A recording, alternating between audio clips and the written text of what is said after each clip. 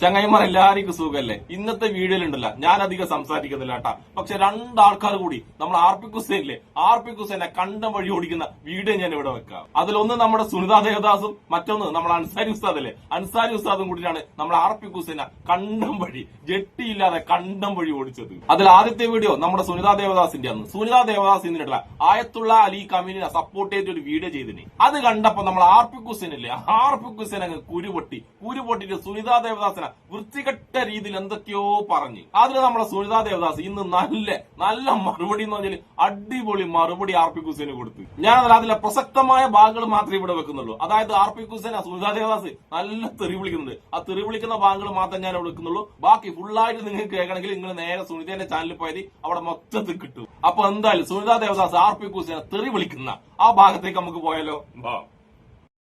കേരളത്തിലെ സംഖ്യകൾക്കും സംഖ്യകൾ എന്ന് തുറന്നു സമ്മതിക്കാൻ നാണമുള്ള ചില എക്സ് മുസ്ലിങ്ങൾക്കും എസൻസുകാർക്കും മനസ്സിലാകാത്തൊരു കാര്യമുണ്ട്. പലസ്തീനോടും ഇറാനോടുമുള്ള മലയാളി മനസ്സിന്റെ അടുപ്പം അത് മതപരമല്ല, അത് സാമ്രാജ്യത്വ വിരുദ്ധ ബോധമാണ്. ബ്രിട്ടീഷ് സാമ്രാജ്യത്വത്തിനെതിരെ പോരാടിയ കോൺഗ്രസും അതിന്റെ ആഗോള മാനങ്ങൾ കണ്ട് ഫാസിസ്റ്റ് സാമ്രാജ്യത്വ പ്രവണതകൾക്കെതിരെ പൊരുതിയ കമ്മ്യൂണിസ്റ്റ് പ്രസ്ഥാനങ്ങളുമാണ് നമ്മുടെ നാടിനൊരു സാമ്രാജ്യത്വ വിരുദ്ധ മനസ്സ് നൽകിയത്. അത് മനസ്സിലാവണമെങ്കിൽ മനുഷ്യനാകണം, സംഖ്യയായ പറ്റില്ല, ആരിഫ് ഹുസൈൻ ആയാലും പറ്റില്ല. ഞാൻ ഈ കുറച്ച് തേറി പറയാൻ പോവാണ്. മനുഷ്യന്മാരെ കുറച്ച് സ്കിപ്പ് ചെയ്തോട്ടോ. ഡോഗിന്റെ മോനെ ആരിഫ് ഹുസൈനെ, നിങ്ങൾ മുസ്ലിം സമുദായത്തിൽ ജനിച്ചിട്ടുണ്ടാകാം. അവിടെ നിന്ന് നിങ്ങൾക്ക് വ്യക്തിപരമായി പല ദുരനുഭവങ്ങൾ നേരിട്ടിട്ടുണ്ടാകാം. എന്ന് വെച്ച് ഈ ലോകത്തെ മുഴുവൻ ആളുകളുടെയും മേലേക്ക് ആ വെറുപ്പിന്റെ രാഷ്ട്രീയം വിസർജിക്കുന്നത് എന്ത് നീതിയാണ്? നിങ്ങളുടെ വ്യക്തിപരമായ പ്രശ്നങ്ങൾ നിങ്ങൾ പരിഹരിക്കണം, അത് മറ്റുള്ളവരുടെ മേലോട്ട് എടുക്കരുത്. പറ്റുമെങ്കിൽ നിങ്ങൾ തെറാപ്പിസ്റ്റിനെ കാണും. അല്ലാതെ നാട്ടുകാരുടെ നെഞ്ചത്തോട്ട് നിങ്ങളുടെ ഫ്രസ്ട്രേഷൻ മുഴുവൻ എടുത്ത് നാട്ടുകാർ മുഴുവൻ നേരം എടുത്ത് തീറി വിളിച്ചാൽ ഒരു കാര്യമില്ല. കഴിഞ്ഞ എത്രയോ കാലമായി ഈ ഡോഗിന്റെ മോൻ എന്റെ പിന്നാലെ നടന്ന് എന്നെ പച്ച തോന്നിയാസം പറഞ്ഞുകൊണ്ടിരിക്കുകയാണ്. നിങ്ങളും കാണുന്നുണ്ടാവും. വഴിയിൽ കിടന്ന് കുരയ്ക്കുന്ന പട്ടികളെ അവഗണിച്ച് തന്നെയാണ് ശീലം. പക്ഷെ പേപ്പട്ടിയാണെങ്കിൽ നമ്മൾ എന്ത് ചെയ്യും? നമ്മളെ വിടാതെ പിന്തുടർന്നാൽ എന്ത് ചെയ്യും? സെക്ഷലി കളേർഡ് റിമാർക്സ് സ്ത്രീകൾക്കെതിരെ നടത്തുന്നത് ക്രിമിനൽ കുറ്റമാണ്. ഈ ഡോഗ് എന്നെ ദേവദാസി എന്നാണ് വിളിക്കുന്നത്, ദേവദാസി. കൂടെ അവന്റെ കൂടെ കുറിക്കുന്ന ബാക്കി നായ്ക്കളും അത് ആവർത്തിച്ച് തന്നെ റിപ്പീറ്റ് ചെയ്ത് വിളിക്കുകയാണ്. സുനിതയെ ഇപ്പോൾ സോഷ്യൽ മീഡിയയിൽ കാണാനില്ലല്ലോ. സുനിത എവിടെയാ പോകുന്നത്? നിങ്ങൾ പലരും എനിക്ക് മെസ്സേജ് അയക്കാറില്ലേ, ഇമെയിൽ അയക്കാറില്ലേ? ഇതാണ് കാരണം.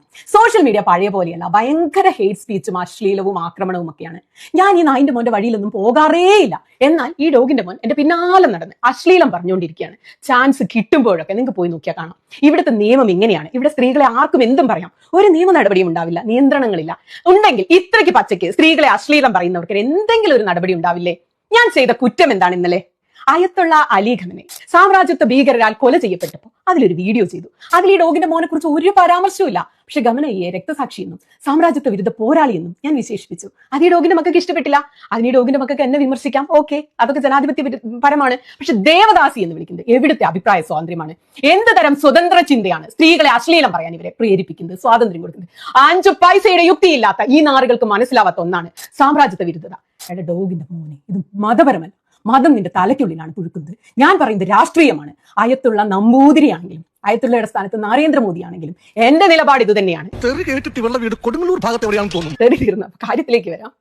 ഈ എപ്സ്റ്റീൻ ഫയലൊക്കെ പുറത്തു വന്ന ദിവസങ്ങളാണല്ലോ. ട്രംപും മോദിയും ഒക്കെ എപ്സ്റ്റീൻ ഫയലിൽ പലയിടത്തായി പേരിടം പിടിച്ചിട്ടുണ്ടല്ലോ. അപ്പൊ ഒരു ദിവസം ചൈന അങ്ങോട്ട് അമേരിക്കയിലേക്ക് കയറി ചെന്ന് ട്രംപിനെ പിടിച്ചിറക്കി ബന്ദിയാക്കി അമേരിക്കയ്ക്ക് സ്വാതന്ത്ര്യം നേടിക്കൊടുത്താൽ എപ്സ്റ്റീൻ ഫയലുകാരിൽ നിന്നും അമേരിക്കയെ ഞാൻ രക്ഷിച്ചു, നിങ്ങൾക്കൊക്കെ അത് നല്ലതായിട്ട് തോന്നുമോ? പറ, തോന്നുമോ? അതോ അമേരിക്കക്കാരാണോ ട്രംപാണോ പ്രസിഡന്റ് ആവേണ്ടത്? എപ്സ്റ്റീനുകാരനാണോ പീഡോഫൈലാണോ സാധാരണക്കാരനാണോ എന്നൊക്കെ തീരുമാനിക്കേണ്ടത് അമേരിക്കയാണോ ചൈനയാണോ? അമേരിക്കയുടെ ആഭ്യന്തര കാര്യങ്ങൾ തീരുമാനിക്കേണ്ടത് ആരാണ്? അതൊക്കെ പോട്ടെ, അമേരിക്ക നമ്മുടെ രാജ്യമല്ലോ. ഇവിടെ നരേന്ദ്രമോദി ഭരിക്കുന്നു, നമ്മുടെ പ്രധാനമന്ത്രിയാണ്. നമുക്കൊക്കെ പുള്ളിയുടെ രാഷ്ട്രീയത്തോടും പ്രത്യയശാസ്ത്രത്തോടും കടുത്ത വിയോജിപ്പുണ്ട്. മുസ്ലിങ്ങൾ ഇന്ത്യയിൽ അനുഭവിക്കുന്ന വിവേചനം സമാനതകളില്ലാത്തതാണ്. മണിപ്പൂർ, ഗുജറാത്ത്, പല നാടുകളുടെ പേരിൽ അറിയപ്പെടുന്ന എത്രയെത്ര കലാപങ്ങൾ. ഒരു ദിവസം ട്രംപ് ഇങ്ങോട്ട് കയറി വരികയാണ്. മോദിയെ വെനസ്വേലയിലെ പ്രസിഡന്റിനെ പിടിച്ചോണ്ട് പോയല്ലോ, രാജ്യരാമാനം കണ്ണൊക്കെ കെട്ടി തട്ടിക്കൊണ്ടുപോയി ഇന്ത്യക്ക് സ്വാതന്ത്ര്യവും മുസ്ലിങ്ങൾക്ക് സമത്വവും തന്നാൽ നമുക്കത് ഓക്കെ ആണോ? നമ്മളത് അംഗീകരിച്ച് കൈയടിക്കും? ഇവിടെ കിടന്ന് നമ്മൾ തെരുവിലിറങ്ങി പ്രകടനം നടത്തുവോ? നമ്മളല്ലേ അതിനെതിരെ ആദ്യം തെരുവിലിറങ്ങുക? നമ്മുടെ പ്രധാനമന്ത്രിയെ പിടിച്ചോണ്ട് പോയാൽ? അല്ലാതെ മോദി ട്രംപിനെ കൊണ്ടുപോയി ട്രംപ് മോദിയെ കൊണ്ടുപോയി തിന്നോട്ടെ എന്ന് നമ്മൾ കരുതുമോ? നമ്മുടെ രാജ്യത്തെ കാര്യങ്ങൾ ഇവിടുത്തെ വോട്ടർമാർ തീരുമാനിക്കും, ഇന്ത്യക്കാർ. അല്ലാതെ ഒരു ട്രംപോ ഒരു അമേരിക്കയോ അല്ല ഇവിടുത്തെ കാര്യങ്ങൾ തീരുമാനിക്കേണ്ടത്. അതാണ് നമ്മുടെ രാഷ്ട്രീയം. മനസ്സിലായോ നിങ്ങൾക്ക് എന്താണ് ഈ പറഞ്ഞു വരുന്നത്? ഇത് തന്നെയാണ് ഇറാനെ കുറിച്ചും പറയുന്നത്. ഈ അമേരിക്ക സദ്ദാം ഹുസൈനിൽ നിന്നും ഇറാഖിന് സ്വാതന്ത്ര്യം വാങ്ങിക്കൊടുത്തിരുന്നു, ഓർമ്മയുണ്ടോ? അഫ്ഗാനിസ്ഥാന് സ്വാതന്ത്ര്യം വാങ്ങിക്കൊടുത്തിരുന്നു. താലിബാന് കീഴിൽ ഇപ്പൊ സ്ത്രീകൾക്ക് പറുദീസയാ. ലിബിയയിൽ ഗദ്ദാഫിയിൽ നിന്ന് സ്വാതന്ത്ര്യം വാങ്ങിക്കൊടുത്തു. വെനിസ്വേലയിൽ സ്വാതന്ത്ര്യം വാങ്ങിക്കൊടുത്തു. ആ സ്വാതന്ത്ര്യം തന്നെയാണ് ഇപ്പോൾ ഇറാനിൽ അദ്ദേഹം വാങ്ങിക്കൊടുക്കുന്നത്. ഒരു രാജ്യത്ത് ചെന്ന് അവിടുത്തെ 86-കാരനായ ഭരണാധികാരിയെ കൊല വിളിക്കുന്ന രാഷ്ട്രീയത്തിൽ ഞാൻ വിശ്വസിക്കുന്നില്ല. ഞാനത് പറയും. ഏത് ഡോഗിന്റെ മോൻ വന്ന് അശ്ലീലം പറഞ്ഞാലും ഞാനിത് നിരന്തരം പറഞ്ഞുകൊണ്ടിരിക്കും. ഇത് മതപരമല്ല, ഇത് രാഷ്ട്രീയമാണ്. അതുകൊണ്ടാണ് പറഞ്ഞത് സ്ത്രീകളുടെ ലിബറേഷൻ എന്ന ഒറ്റ ഒരു വിഷയത്തെ മുൻനിർത്തിക്കൊണ്ട് ഈ ലോകത്ത് നടക്കുന്ന എല്ലാത്തിനെയും അതിന്റെ ആലയിൽ കൊണ്ടുപോയി കിട്ടി അനലൈസ് ചെയ്താൽ അത് ശരിയാവില്ല. ഇപ്പോൾ ഇറാനിൽ നടക്കുന്നത് സാമ്രാജ്യത്വ അധിനിവേശമാണ്. ഒരു രാജ്യത്തിന്റെ പരമാധികാരത്തിലേക്ക് മറ്റൊരു രാജ്യം അമേരിക്ക കയറി ചെല്ലുന്നു. അതിനെയാണ് ഈ നാട്ടിലെ ജനാധിപത്യ വിശ്വാസികൾ എതിർക്കുന്നത്. അതിനെതിരാണ് അണിചേരുന്നത്. അല്ലാതെ മതപരമല്ല. ഇറാൻ ഇസ്ലാമിക രാഷ്ട്രമായതുകൊണ്ടോ ആയത്തുള്ള 5 നേരം നിസ്കരിക്കുന്ന മുസ്ലിം പണ്ഡിതനായതുകൊണ്ടോ അല്ല ജനങ്ങൾ അദ്ദേഹത്തെ പിന്തുണയ്ക്കുന്നത്. അദ്ദേഹം അവസാന ശ്വാസം വരെ അമേരിക്കയ്ക്കെതിരെ സാമ്രാജ്യത്വ വിരുദ്ധതയ്ക്കെതിരെ പോരാടിയ ധീരനായതുകൊണ്ടാണ്. ആരോടല്ലേ ഞാനിത് പറയുന്നത്? സംഘി എന്ന് പറയാൻ നാണിച്ച് എക്സ് മുസ്ലിം എന്നും എസൻസുകാർ എന്നും പറയുന്നവരോട് രാഷ്ട്രീയം പറഞ്ഞിട്ട് എന്ത് കാര്യം? അവർക്കത് മനസ്സിലാവോ? അവർക്ക് വെറുപ്പിന്റെ രാഷ്ട്രീയം മാത്രമേ മനസ്സിലാവൂ. സ്ത്രീകളെ അശ്ലീലം പറയാനും. ആയത്തുള്ള അലി ഖമനയുടെ നിത്യശാന്തി ലഭിക്കട്ടെ. ആദരവോടെ വീട് അദ്ദേഹം ധീരനാണ്. ഒരു സാമ്രാജ്യത്വ പ്രഭുവിന്റെയും കാല് നിൽക്കിയില്ല, കീഴടങ്ങിയില്ല, പൊരുതി കീഴടങ്ങി. ധീരന്മാർക്ക് മരണമില്ല. അവർ ചരിത്രത്തിൽ വരും തലമുറയ്ക്ക് പഠിക്കാനും പിന്തുടരാനുമുള്ള കാൽപ്പാടുകൾ അവശേഷിപ്പിച്ച് മുന്നേ നടക്കും. അത് മനസ്സിലാവണമെങ്കിൽ മനുഷ്യനാകണം. കേരളത്തിലെ സംഘികൾക്കും സംഘികൾ എന്ന് തുറന്നു സമ്മതിക്കാൻ നാണമുള്ള ചില എക്സ് മുസ്ലിങ്ങൾക്കും എസൻസുകാർക്കും ഈ രാഷ്ട്രീയം മനസ്സിലാവില്ല. നിങ്ങൾക്ക് സ്ത്രീകളെ അശ്ലീലം പറയാനേ അറിയൂ. അത് തുടരുക. ഈ നാട്ടിൽ അത് സാധ്യമാണ്. നിങ്ങൾക്ക് എന്തും ചെയ്യാം. ഒരു നിയമവും ഒരു പോലീസും ഒരു ഭരണകൂടവും നിങ്ങളെ തടയില്ല. നിങ്ങളത് തുടരുക. ആർപിക് ഹുസൈനെ സ്ത്രീകളുടെ വായിന്ന് ഇമാതിരി തെറി നീ കേൾക്കുന്നുണ്ടല്ല. നിന്റെ ജന്മം കൃതാർത്ഥമായി. ആർപിക്കെ കൃതാർത്ഥമായി. സ്വന്തം ചാനലില് കൂടെ 2-3 വൃത്തികെട്ടവന്മാർ എഴുതിയിട്ട് മറ്റുള്ളവരെ തെറി വിളിക്കുമ്പോൾ തിരിച്ച് ഈ സാധനം തിരിച്ചും കിട്ടുന്നുള്ള ബോധം എനിക്ക് ഇപ്പൊ വന്നിട്ടുണ്ടാവുമല്ലോ. നമുക്ക് ഈ ആർപിക് ഹുസൈന് നമ്മൾ അൻസാരി ഉസ്താദ് കൊടുക്കുന്ന അടിപൊളി മനോഹരമായ ഒരു മറുപടിയും കൂടി കേട്ടിട്ട് വന്നാലോ. വാ. സ്വതന്ത്ര ചിന്തയാണ് സ്ത്രീകളെ അശ്ലീലം പറയാൻ ഇവരെ പ്രേരിപ്പിക്കുന്നത്, സ്വാതന്ത്ര്യം കൊടുക്കുന്നത്. ആരോടല്ലേ ഞാനിത് പറയുന്നത്? പ്രിയപ്പെട്ട സഹോദരി, ആരിഫ് ഹുസൈന്റെ വായിൽ നിന്ന് എന്തെങ്കിലും മനോഹരമായത്, മഹിതമായത്, മഹത്തരമായത് നിങ്ങൾ ഇന്ന് കേട്ടിട്ടുണ്ടോ? സ്വന്തം മാതാവിന്റെ മരണാനന്തരം ആ മൃതദേഹത്തിന്റെ ചൂട് പോകുന്നതിന് മുമ്പ് സ്വന്തം മാതാവിനെ, 10 മാസം ഗർഭത്തിൽ ചുമന്ന മാതാവിനെ സോഷ്യൽ മീഡിയയിലൂടെ അവഹേളിക്കാൻ യാതൊരുവിധ മനസ്താപവും കാണിക്കാത്ത മനുഷ്യരൂപം കൊണ്ട പിശാചിനെ കുറിച്ചാണ് നിങ്ങൾ ഈ പറയുന്നത്. ഒരു കാര്യം മനസ്സിലാക്കണം, ആരിഫ് ഹുസൈനോ ഈ നടക്കുന്ന ചർച്ചകളോ ഒന്നും മനുഷ്യരെ ബാധിക്കുന്ന വിഷയമല്ല. നമ്മുടെ നാടും നഗരിയൊക്കെ വിട്ട് GCC കടലിലേക്ക് അന്നം തേടിപ്പോയ മനുഷ്യന്മാർ, അവരെക്കുറിച്ച് നമ്മൾ ആരെങ്കിലും ചർച്ച ചെയ്യുന്നുണ്ടോ? അതായത് താൻ താമസിക്കുന്ന ഫ്ളാറ്റിന്റെ ജനാല തുറന്നിട്ട് ആകാശത്തിലേക്ക് നോക്കുകയാണ്. മിന്നിത്തിളങ്ങുന്ന താരങ്ങളെ കാണാൻ വേണ്ടിയല്ല, സൂര്യന്റെ പ്രൗജ്വലിക്കുന്ന പ്രകാശം കാണാൻ വേണ്ടിയല്ല, മരണത്തിന്റെ കയ്യിലേറി മിസൈൽ വരുന്നുണ്ടോ നോക്കി നിൽക്കുകയാണ്. ഇന്ന് അസ്തമാനത്തിൽ കടന്നുറങ്ങുന്ന മനുഷ്യരുടെ മനസ്സിലും വിഫലതയാണ് നാളത്തെ പ്രഭാതം കാണാൻ പറ്റുമെന്ന്. അത്രയും ആശങ്കയിൽ മനുഷ്യർ മരണത്തിന്റെയും ജീവിതത്തിന്റെയും ഭയത്തിനിടയിൽ ജീവിക്കുന്ന ഒരവസ്ഥയിൽ ഇത്തരം അവഹേളനങ്ങൾക്ക് എന്ത് പ്രസക്തി? ഇതിനാരാണ് ഇതിനൊക്കെ കാതു കൊടുക്കേണ്ടത്? മനുഷ്യർക്ക് ഗുണമില്ലാത്ത, മാനവ സമൂഹത്തിന് ഒരു ഗുണമില്ലാത്ത ഇത്തരം മനുഷ്യർ, അവരെക്കുറിച്ച് നമ്മൾ ചർച്ച ചെയ്യുന്നത് പോലും അശ്ലീലമാണ്. അവരിൽ നിന്ന് അതിനേക്കാൾ ഒരു നല്ല വാക്കുകളും അവർ പറഞ്ഞതിനേക്കാൾ മഹത്തരമായി എന്തെങ്കിലും ഒന്ന് നമ്മൾ പ്രതീക്ഷിക്കേണ്ട കാര്യമില്ല. പിന്നെ കമീനിയാകട്ടെ, ഈ കൊല്ലപ്പെടുന്ന ഏത് മനുഷ്യരുമായിക്കോട്ടെ, അവരെക്കുറിച്ച് പ്രാർത്ഥിക്കാനും പറയാനും അനുസ്മരിക്കാനും ഓർക്കാനും നിലവിളിക്കാനും നെഞ്ചത്തടിച്ച് കരയാനും എത്രായിരം മനുഷ്യന്മാരുണ്ട്. ശരി തെറ്റുകളൊക്കെ അങ്ങോട്ട് നമുക്ക് മാറ്റി നിർത്താം.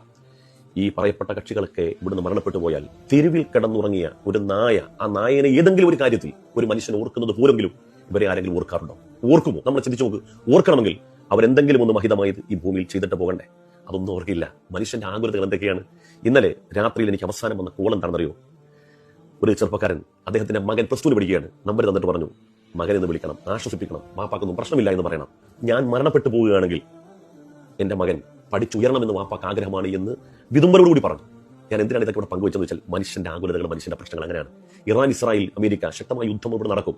ലോകത്ത് അങ്ങനെ പലപ്പോഴും ഭൂതകാലത്തിൽ പല പ്രശ്നങ്ങൾ നടന്നിട്ടുണ്ട്. പക്ഷേ മനുഷ്യന്റെ ആശങ്കകളെക്കുറിച്ച്, മനുഷ്യന്റെ ആകുലതകളെക്കുറിച്ച് നമ്മൾ സംസാരിക്കണം. മമ്മൂട്ടി പോലും പറഞ്ഞത് മനുഷ്യർ വിജയിക്കണമെന്നാണ്. ഈ 2 രാജ്യങ്ങൾ തോറ്റുപോയാലും മനുഷ്യനെ കുറിച്ച് സംസാരിക്കുക, മനുഷ്യന്റെ പ്രശ്നങ്ങളെ കുറിച്ച് പറയുക. പിന്നെ എനിക്ക് പറയാനുള്ളത്, സുനിത ദേവദാസിനെ കുറിച്ച് അശ്ലീലം പറഞ്ഞു, മുമ്പും അങ്ങനെ പറഞ്ഞിട്ടില്ലേ? ആ മനുഷ്യൻ അതൊരു സെക്സ് മാനിയാക്കാണ്, അതൊരു തരത്തിലുള്ള കാമഭ്രാന്താണ്. അത് മറ്റൊന്നും കൊണ്ടല്ല, ഒരു വസ്തുവിനോട് അമിതമായ വിധേയത്വോ അമിതമായ വിരോധമോ ഒക്കെ വന്നു കഴിഞ്ഞാൽ അതൊരു തരം ഭ്രാന്തമായ അവസ്ഥയാകും. ഒരാൾക്ക് ഇഷ്ടം കൂടിയാലും ഭ്രാന്തമാകും, വിരോധം കൂടിയാലും ഭ്രാന്തമാകും. വിരോധം മൂത്തുപോയതാണ്. അതുകൊണ്ട് ഒരു മതത്തിന്റെ നന്മ, ആ മതം ലോകത്തുനിന്ന് മാറുക, ഇല്ലാതാവുക എന്നുള്ളത് ലോകത്തിന്റെ നന്മക്കും ലോകത്തിന്റെ സമാധാനത്തിനും കൊണ്ടല്ല. തന്റെ വിരോധം, തന്റെ മനസ്സിലുള്ള അമർഷം, ആ അമർഷം എങ്ങനെ ഉണ്ടായി? താൻ അധാർമികമായി ജീവിക്കുന്ന ആ ജീവിതമുണ്ടല്ലോ, തന്റെ ചുറ്റുപാടും താൻ എങ്ങനെ ജീവിക്കണമെന്ന് താൻ ആഗ്രഹിക്കുന്നുണ്ട്. സ്വന്തം ഭാര്യ പോലും അംഗീകരിക്കാത്ത, സ്വന്തം മക്കൾ പോലും അംഗീകരിക്കാത്ത, സ്വന്തം ഭാര്യയെ മൊഴിച്ചൊല്ലിയതിനു ശേഷം സ്വന്തം പിതാവിനെ കാണാൻ വേണ്ടി വരുന്ന സമയത്ത് റൂമിലിട്ട് അവരെ ബലാത്കാരം ചെയ്ത ഒരു തെമ്മാടി, അവന്റെ ആക്രോശങ്ങളും വൈകാരികതയും കാണിക്കുന്നതിന് നമ്മൾ അതിനെ ആ രൂപത്തിൽ വിഭ്രാന്തിയാണെന്ന് മനസ്സിലാക്കി അതിനെ ഒഴിവാക്കി വിടുക എന്നുള്ളത്. ഇവിടെ മനുഷ്യരാണ് പ്രശ്നം, മനുഷ്യന്റെ തന്നെ പ്രശ്നം. മനുഷ്യർക്കൊപ്പം നിൽക്കുക, മനുഷ്യന് വേണ്ടി സംസാരിക്കുക, ബാക്കിയെല്ലാം ബദകൾ മാത്രമാണ്. എന്ത് മനോഹരമായിട്ടാണ് നമ്മൾ അൻസാരി ഉസ്താദ് ആർപിക് ഹുസൈനെ ഇല്ലാതാക്കി കളഞ്ഞത്. ആർപിക്ക് നിനക്ക് പറ്റുമോ ഇതുപോലെ മാന്യമായിട്ട് ഒരാളോട് സംസാരിക്കാൻ വേണ്ടിട്ട്? ഇങ്ങനെ മാന്യമായി സംസാരിച്ചിട്ട് സംവദിച്ചിട്ട് ഒരാളെ തോൽപ്പിക്കാൻ വേണ്ടിട്ട് നിന്റെ ഈ ജന്മത്തിലാവുമോ ആർപിക് ഹുസൈനെ? എവിടെ മരണപ്പെട്ട സ്വന്തം ഉമ്മയെ കുറിച്ച് വൃത്തികേട് പറഞ്ഞ നിന്റെ വായിന്ന് നല്ലൊരു വാക്ക് നല്ലൊരു വാക്ക് നമ്മൾ ആരും പ്രതീക്ഷിക്കുന്നില്ല ആർപ്പിക്ക്.